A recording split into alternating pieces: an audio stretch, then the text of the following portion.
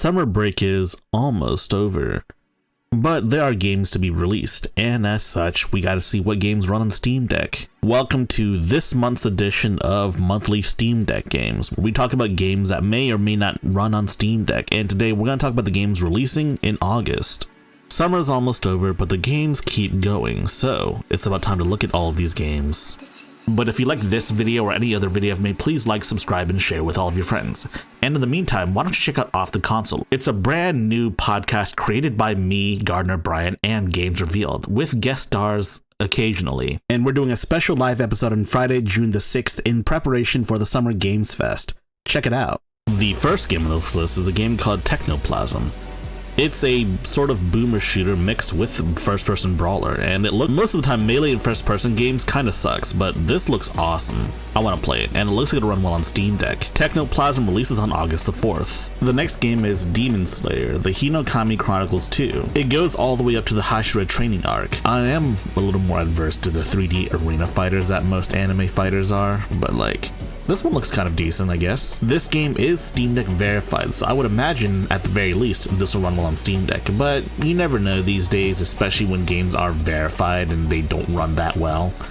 But I don't see this game running poorly, to be honest. The Hinokami Chronicles 2 releases on August the 5th. A Few Quick Matches is a platform fighter. You know, think Super Smash Bros. But of course, everyone here is a stickman, but with different weapons and abilities. It also features rollback netcode, which in theory means it should be a good time online. The one thing I do kind of like is that it doesn't try to emulate any specific Super Smash Bros. Or even have characters that are basically just clones of Fox and Marth. I am like 90% certain this game will run pretty well on Steam Deck. I just hope they can unveil more characters before the game actually releases. A Few Quick Matches releases on August the 5th as well. Castle Crashers getting new DLC is noteworthy. We haven't had any updates to this game, well, any major updates to this game in like 10 years. This DLC includes a brand new character and redone art for all of the actual characters in the game. I gotta say, the new character art looks fantastic.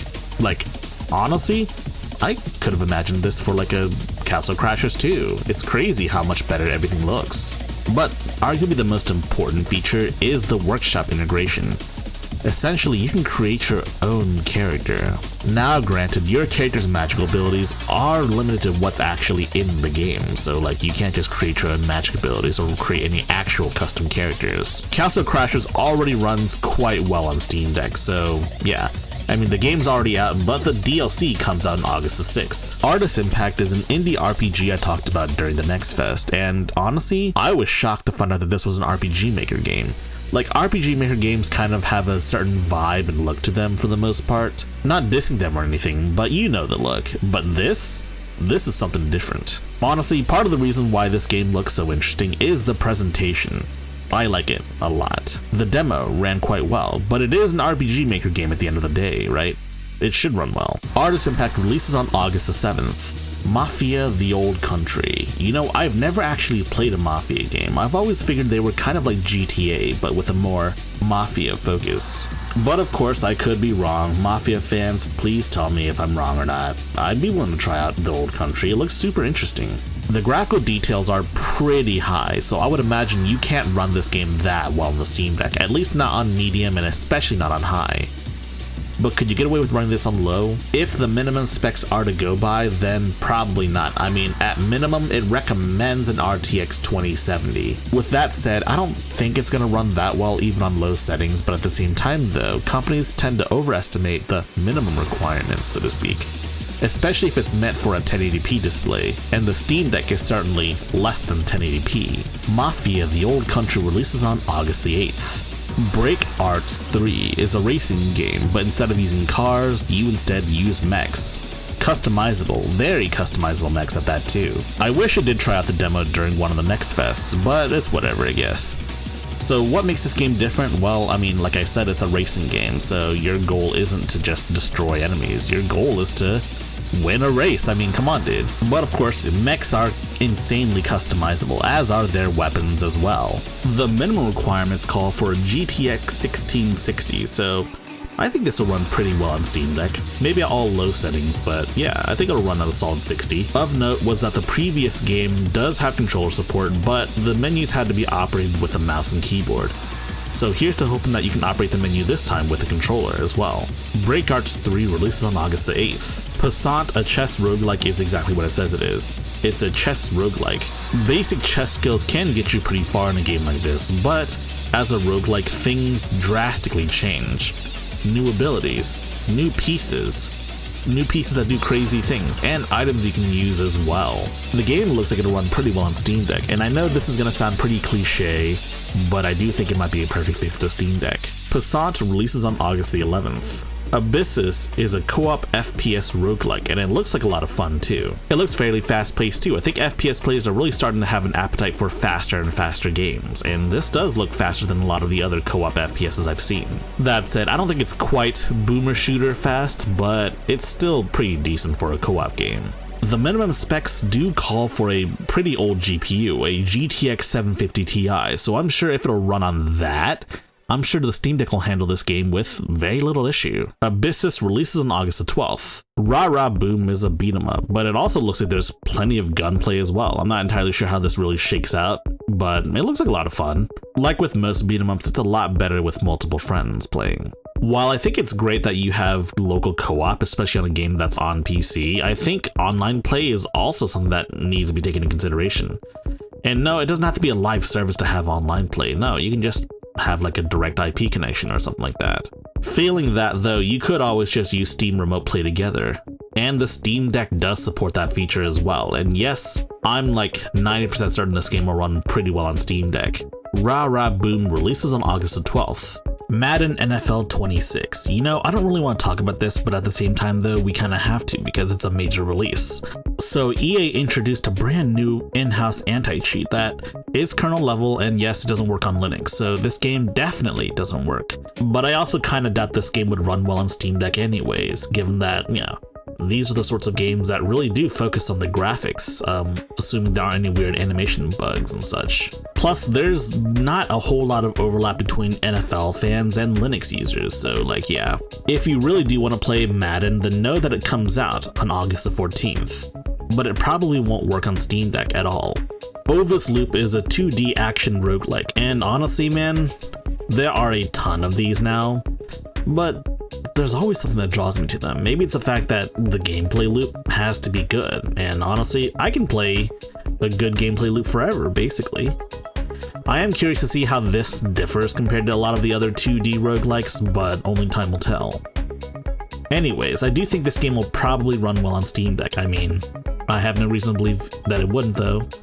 Ovis Loop releases on August the 14th. Dice Gamut has you creating your own customized family of Inquisitors, hunting down monsters and stuff.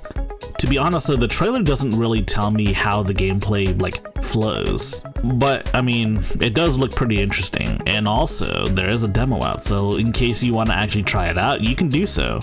I think this game probably runs well on Steam, like I have no reason to believe that it wouldn't, but hey. Dice Gambit releases on August the 14th. Kill the Music kind of looks like Vampire Survivors, but with an added rhythm game mechanic. It looks kind of interesting, so to speak, but I have played a lot of Vampire Survivors in my time and I am kind of burned out on them, so I'm curious how this will shake out. I would imagine this being a good fit for the Steam Deck, though that said, rhythm games live and die by their soundtracks. If the soundtrack isn't any good, then why bother, right? I'm sure it'll be a great fit for the Steam Deck, but honestly, with any of these rhythm games, I highly recommend using wired earbuds. I mean, wireless can work for a lot of other games, but rhythm games, you really do want wired for the best latency. Kill the Music releases on August the 21st. Gears of War Reloaded is a remake of the very first Gears of War game. It's actually built upon the prior remaster, Gears of War Ultimate Edition, that released, and I mean, I'm not sure what to make of it besides the fact that it's basically just a remade version of Gears of War 1, and it's pretty good. There actually was a PC port of Gears of War 1, but it's kind of not great to be honest, and so it's finally time we get a good port, and honestly, I wouldn't mind if they brought Gears of War 2 and 3 to PC as well. They haven't mentioned any drastic changes to gameplay besides the fact that the game will run at 60 FPS or 120 FPS in multiplayer, but who knows. Oh, I mean, I guess they are bringing the exclusive missions from PC to consoles and whatnot, but whatever. But will this run on Steam Deck? That's a good question. Thankfully, Deck Wizard has some videos, and it seems like it runs pretty well. Gears of War Reloaded releases on August the 26th. Space Adventure Cobra: The Awakening. It's based on the older anime and Shonen Jump manga, and it looks to be a pretty fun run and gun style game. I'm not super familiar with the anime or manga. I haven't checked out either of them, though I have seen them in some Shonen Jump crossover games, like Jump Ultimate Stars, and it looks like it would run pretty well on Steam Deck. Space Adventure Cobra: The Awakening releases on August the 26th. Super Robot Wars Y. The series is a love letter to all things mechs, but not just that, it's a massive crossover as well. You've got your usual suspects. You have no less than like 6 or 7 different Gundam series. You've got Mazin Kaiser, you've got Macross, heck, you even got Code Geass, and there's even Godzilla in this one? Huh. Of course, they can always add more playable mechs and also more series via DLC. It's a turn-based strategy game, so it's already up my alley. Not to mention, this game looks like it'll run pretty well on Steam Deck. Super Robot Wars Y releases on August the 27th. Is it Varley or Varlet? I'm not entirely sure. It's a JRPG that takes place in a Japanese high school. It's about as JRPG as a game can be. I don't really know much about how the actual combat plays out, but what I do know is that there seems to be a sort of stun gauge. So if I had to guess, it's probably going to be one of those where you're going to have to guess enemy weaknesses to break their stun gauge. Anyways, though, it looks pretty interesting though. I want to give it a shot, and from the gameplay footage I've seen, it probably runs pretty decently on Steam Deck, or at least it probably will when it comes out. And yes, Varley comes out on August the 27th. Metal Gear Solid Delta Snake Eater. It's a full-on current-gen remake of Metal Gear Solid 3, so I would expect the Steam Deck to suffer a little bit. But there's a good chance it might not suffer nearly as much given that the system requirements state it needs at minimum a RTX 2060, and that's likely for 1080p, so there's a solid chance that this game could run okay on low settings. But obviously, if you want the best experience, you're probably better off just playing this on a regular PC. Metal Gear Solid Delta releases on August the 28th. Shinobi Art of Vengeance is probably my most anticipated game this month. The last Shinobi game I've played was Shinobi on the PS2. That's a pretty cool game, you should check it out. But honestly, man, I kinda like the return to 2D that, both Ninja Gaiden and Shinobi are going through. And of course, I'm like 90% certain this game will run pretty well on Steam Deck. I have no reason to believe otherwise. Lost Soul aside, seems like a game that should appeal to me, gameplay-wise.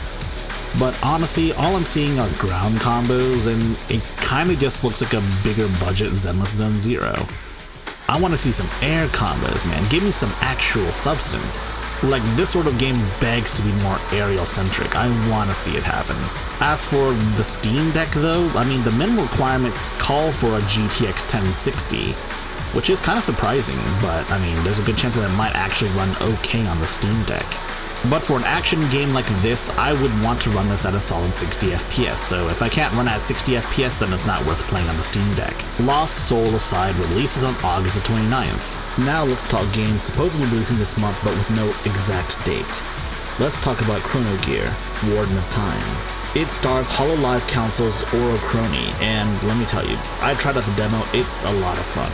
Crony's main lore, thing is that she can do time power stuff, and the game makes good use of it. I've tried out the demo, and the demo is a lot of fun on Steam Deck, so if you want to try it out, be sure to try the demo. And as stated before, it's supposed to release sometime in August, but with no specific date. Is this seat taken? No, that's not the question, that's the name of the game. Is This Seat Taken has you arranging people around. It's a fun little logic puzzle figuring out where to put everyone, while also not making them upset as well. This one looks like it has potential. I'm not really one for comfy games, but this one could be interesting. And yes, Is This Seat Taken releases sometime in August, with no definitive date yet. Pigface has you taking control and killing people for a profit. Now, I haven't actually tried the game on Steam Deck, so I don't know if it runs well, but there is a demo out, so I'll be sure to check it out. But I wouldn't imagine this game having difficulty running on the Steam Deck. I mean, it's not the most graphically demanding game, I'll tell you that much. But it looks like it can be a lot of fun. And yes, Pigface is releasing sometime in August, but with no definitive date yet. All in all, that covers all of the games I can think of coming out in August. Did I miss any games coming out in August? Let me know in the comments down below. Summer is ending. Not necessarily summer the season, more like summer the summer break for, teachers and students. So there's a good chance that you may not be able to get your gaming in before the year starts. If you like this video, please press the like button and check out our other videos. And if you like those other videos as well, be sure to press the subscribe button and share the good gospel of high-tech lowlife with your friends. Furthermore, we have a community Discord for enlightened individuals such as you. And if you wish to further support high-tech lowlife, be sure to check out our Patreon page. Links in the description.